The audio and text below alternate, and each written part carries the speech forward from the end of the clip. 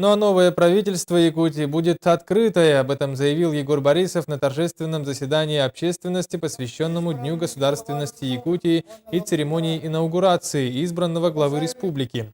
Это не первая инициатива Егора Борисова, которая направлена на укрепление Института общественности.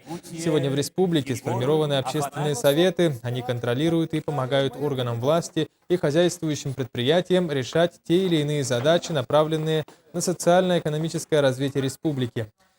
Создание системы открытого правительства будет способствовать дальнейшему развитию взаимодействия общества и власти.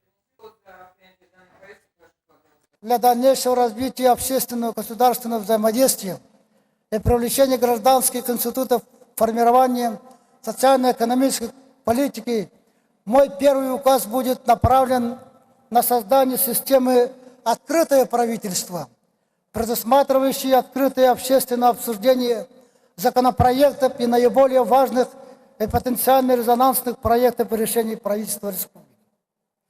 Также будет создан республиканский портал «Открытое правительство» с разделом «Открытые данные и возможности обратной связи».